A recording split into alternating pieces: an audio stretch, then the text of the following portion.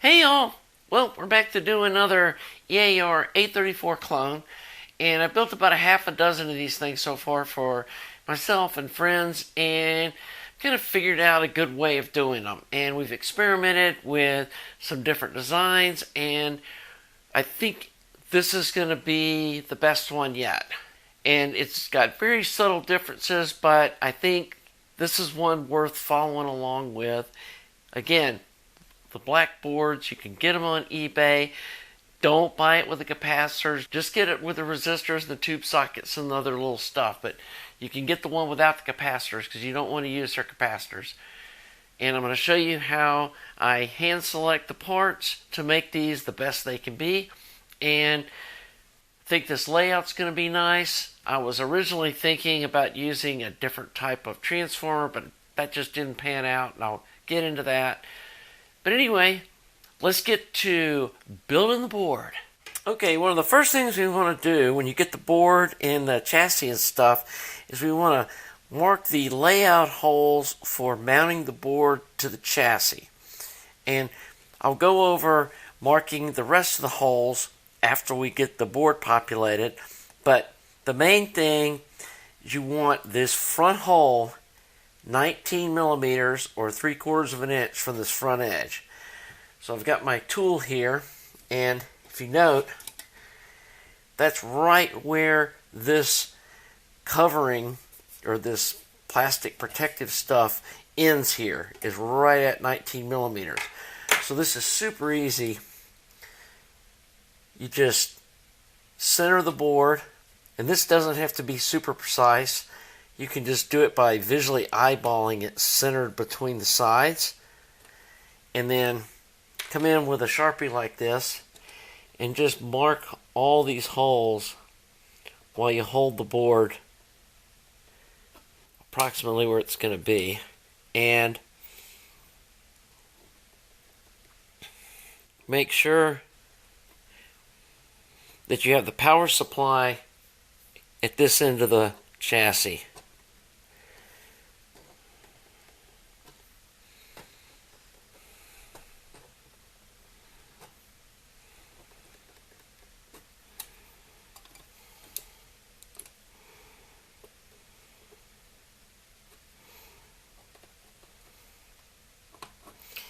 And since this board's going to be sitting on stands, there is some wiggle room here. So this doesn't have to be like super precisely done.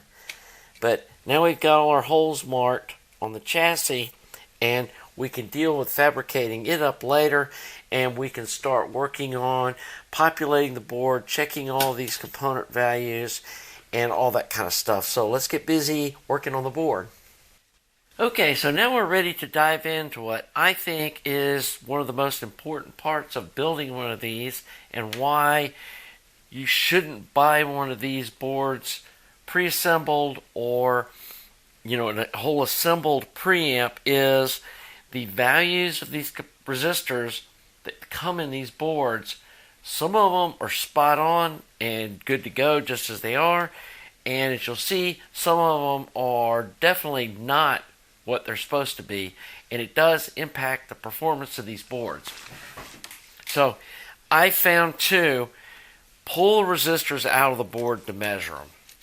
I mean, I know that it really shouldn't make any difference, but I've just found sometimes ones that seem suspect, when you pull them out of the board, they measure exactly what they're supposed to, and then sometimes they don't.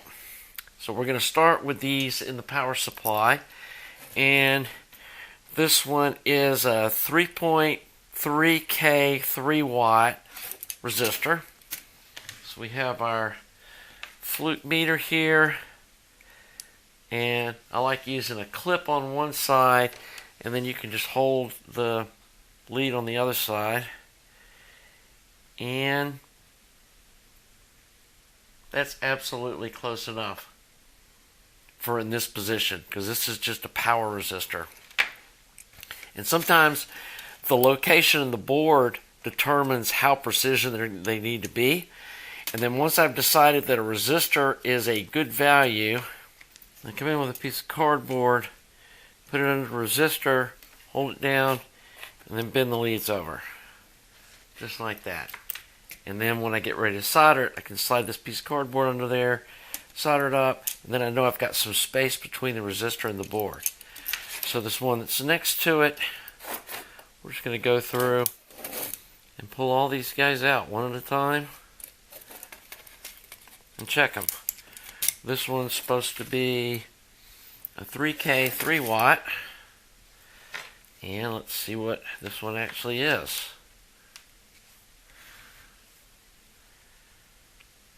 Again, right at 3K. That one's perfectly fine. And there's no use in replacing these resistors that read right. I mean, if they're the right value, they're the right value, and you might as well use them. I don't see any reason to think that some special resistors are going to sound better when they're the same value. And these ones that come in here, these all look like decent resistors to me. I don't think that there's any real purpose in replacing all of those. Okay, this one's a 200K 3 watt. That's as close to 200K as you're going to get.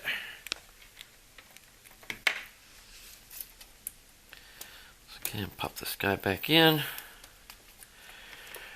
Now, one thing you can do if you want is, once you finish with these power supply resistors, if you want to go ahead and solder all those in place and then move on, or you can check them all out, populate the whole board, then come back and solder them all at once, which is what we're going to be doing. And this is supposed to be a 20K 3 watt, right on the money.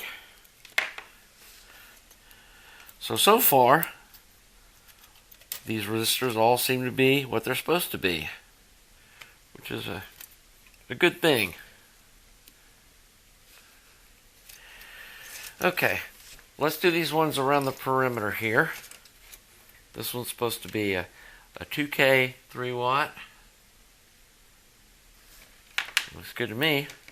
And earlier when I tried to measure this one in the circuit, it measured 18K. But then when I pulled it out of the board and measured it, it measures right at 20K. So, again, don't discount that a resistor may be off because you're trying to measure them in the board. Because I'm not sure at times that some of these get, bypassed by another resistor in the board. And the main thing is that they measure right when they're out of the circuit. So that's a 20K. And my experience has been all these ones that I'm checking now are right. You should go ahead and check them. But it's one reason I tell people don't just go replace all these resistors, because a lot of times the ones that come in the board are perfectly fine. What I have found is some of these in the center here, I've found some of those just way off from what they're supposed to be. Sometimes up to 30% off of what their actual value is supposed to be.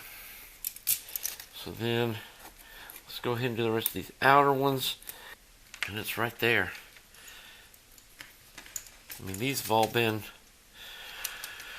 within basically 1% of what they're supposed to be, which is really good. Okay, those were all of our 3 watt power resistors. Now we're going to start checking some of these other ones. These come with a carbon comp 47K load resistor for the cartridge. I highly recommend getting a precision like a 0.1% metal film resistor 47K and put it here. I never use the one these come with. So let's start checking some of these ones on down the board. Okay, this is supposed to be a 2.2K. And that looks good to me.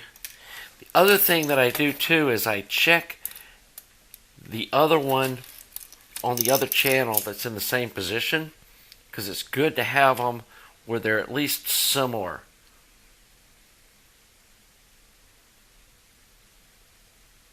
And you can see both of these are just under 2.2K. So we're going to use those. Put those back in the board. Okay. Next we have our pair of, what are these? Looks like 330K.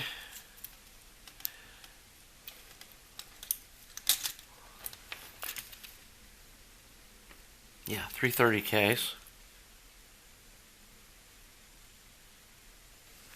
That's real close. 328. 328. Those look good to me. Pop those back in the board. And you and I both know when they're building these over in China, nobody's doing this. The boards are coming down all populated with these resistors, and somebody's just soldering them all in, assuming that they're all right, and the people pulling them are just pulling them out of a bin where they're all marked as being something, and they're assuming that somebody checked them. And as we're probably going to see here, some of these are not what they're supposed to be. So here's another pair of 330Ks. And as you can see, this takes a little while, but it doesn't take forever to do. So that one was 328. That one's 328.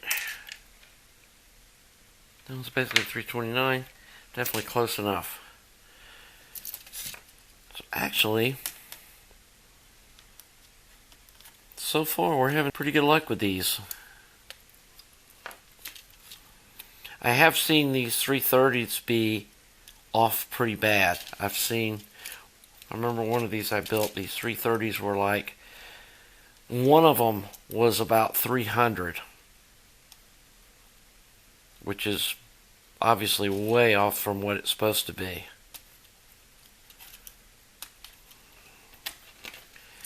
And plus, pulling them out and doing them like this, it gives you the opportunity to space them up off the board like we want to see them. So it gives them a little bit of air underneath them. Okay, let's see what these little guys do. Now this is the part of the board where I usually run into resistors that are way off from what they're supposed to be. Okay, this one's supposed to be 2 meg.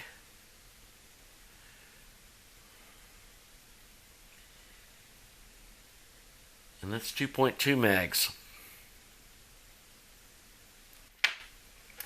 We're not going to use that. We're getting to the point where that's 10% off of what it's supposed to be. And that one's 2.2 megs too. Okay. Let's see what these are supposed to be. And again, the ones you're not going to use, you just toss them over to the side, and then you can come back through and look at the boards and see which ones are missing that you need to replace. Now these are supposed to be 2.2K 1 watt, and it's 1.9K. We are not using that either. See, there's the one on the other channel is 2.23K. So you'd have one channel that was right and one channel that was wrong.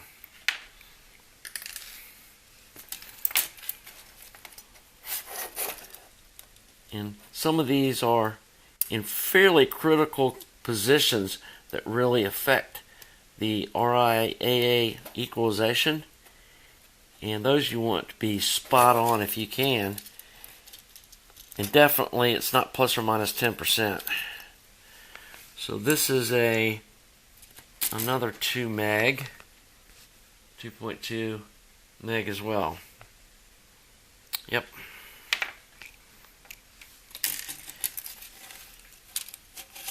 I need to sit down and look at these when I'm done and see if the color code is even for 2 megs or if these are actually 2.2 megs that they just stuck in the board. Because they're all exactly 2.2 megs. Okay.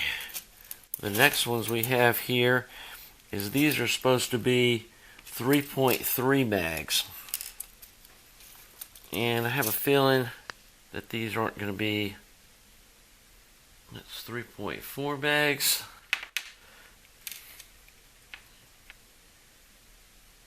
I'm going to put those in another pile. I'm going to compare those to good ones, but I don't really like that those are 3.4 megs. And then we're getting down to the end here. We have these little guys here, which are super important that they be really close, because they're in the feedback loop that does the RIAA equalization, and it definitely voices this board. And these are supposed to be 750K, and let's see what these happen to be. And they're 800K.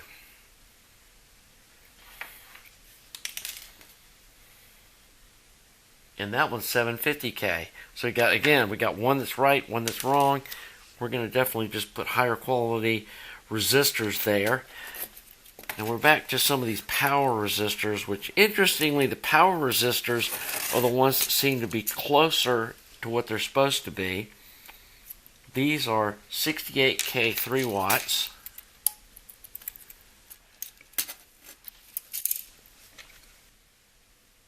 That's definitely close enough. That looks good. Then we have two more big resistors here. These are 100 ohm 3 watt resistors. I'm pretty much going to bet that these are both going to be real close to being in spec. Right on the money. So let's put these back in the board. And then all we have left is these two little guys here. Now I have seen these boards where they put just the total wrong resistor in the board in those two positions. So let's see if that's the case on this latest board I was sent. And I used to buy these with the capacitors, and then I started buying them just the bare boards, which they call them bare boards, but they will come with the resistors, and they also come with like the bridge rectifier and the Zener diodes and these resistors here, these super low ohm ones in the power supply, and it comes with all of those. So basically they're just not giving you the capacitors, and that way I can choose the capacitors that I want to put in it, both in the size and like the height. And when you're choosing them, the main thing that you need to be careful of is to make sure that you're getting them that have the right spacing difference so that they will fit in the board or snap in the board. Okay, and then the last one here is these little ones that are on the output. And let's see what these measure like. Looks good. Now what I've seen them do by mistake, those are both 220K. If you look on the underside of the board here, see where it says 68K?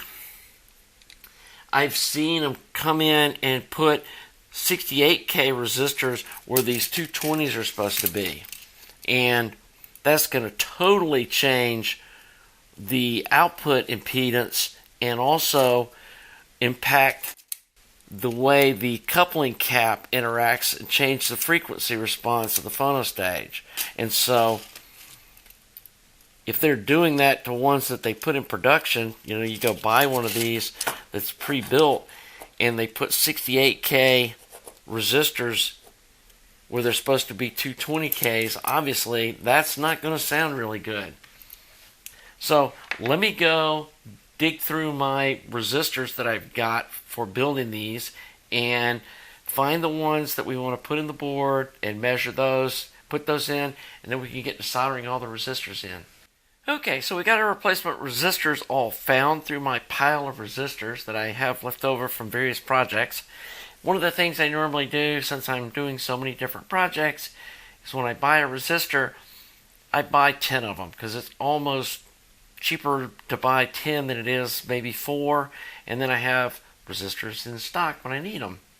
And some of these maybe are not the perfect size and wattage values, but they'll work. So one thing you want to do before you get started is do like this deal and make sure your ohm meter is reading 0. Just to make sure you're getting correct measurements here. So then first we're going to measure a little 47K resistors here. These are some 1%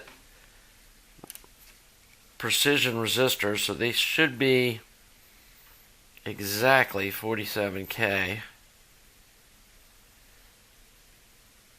That one is. And we'll check this other one. Never assume. 47K. Okay, so these two guys go up here in the front of the board. And these provide the impedance loading for the Phono cartridge, which is important to have as accurate as possible. This is probably one of the more tedious parts of doing this build, because none of the rest of the values of stuff are as important as the resistors are. So then next we want to see these. Let's go ahead and do these 2K2 resistors. I think that's what these are. And if you remember, the ones that came in the board were 2K resistors. And that is very close to 2.2K. Definitely a matched pair of those. So let's put these in the board. Yeah, the only ones, if I was actually ordering resistors, I would have probably got different, or the 3.3 meg ones that I found. The ones I have are 1 watt ones, and they're actually pretty big, but I don't think it's going to be a problem fitting them into the board for being the larger size that these are. The next are going to be the 2 meggers. Just under, just under, just under. And they're all in that 1.97 range, so these are going to work great. Now these are 1 watt resistors, so they're going to be a tight fit in the board. So I'm bending them over as close as I can. Hopefully they'll sit down in here. If they stand up a little proud, that's not going to hurt anything. So then all we have left are the 3.3 and then the 750K. And then we can start soldering the board up, because we absolutely solder the resistors in first. They are the most heat in, or the least heat sensitive of all the parts. Let's don't use a double negative there. A little higher wattage parts than you would normally use for this, but that's not a problem. So here's our 3.3 meg, and you can see these are kind of big guys. Now that's as close to 3.3 meg as you're going to get. It's going to work perfect. Now the problem is they have to sit like right here. But actually there's a hole out here we can use. So I think these things are actually going to fit just fine. And we're going to be putting our capacitors for the RIAA feedback loop down here away from that resistor, so this isn't going to be a problem at all. Good. I was a little worried, because the ones we pulled out were little tiny ones. I can't remember what I was using these on, but I did have something that needed 1 watt, 3.3 megs, so that's what I had. And here are our 750K, 749, 749. Beautiful. And so those guys are going to go just like that. And that will complete our testing of all of our resistors. And now that we know that all of these things are spot on values, we can come in and solder them all in and get that first step of this board assembly all finished up. And like I said, people sometimes ask, why do you charge what you do for your EAR 834 clone boards or amplifiers? And this is part of the reason why. So let me get ready, flip this thing over, and we can get to soldering this board up. Well, I hope you can see now why I tell people don't buy one of these pre-assembled. And don't let them build the board. They have things on eBay for like, oh, for $5, we'll solder all the stuff on it. You don't want them to do that. Because as you saw, a lot of those components are way out of spec, and this thing is not going to sound good. And I'm sure the ones that you buy off AliExpress that are all put together in a pretty case, they have the same issues. So unless you wanted to buy one of those and then gut the board out of it and put another board in it just so you didn't have to fab the chassis, that could be an option. But don't expect the one that you buy for whatever, $200 or $300. I think they're about $250 or $300 on AliExpress. Don't expect one of those to sound like one of these hand-built ones that has good parts in it. So anyway, hope you're enjoying this content. If you are, please subscribe. Please like the video. Thanks to you Patreon folks and you folks that make donations to my website. Really appreciate it. Until the next video, have a nice day.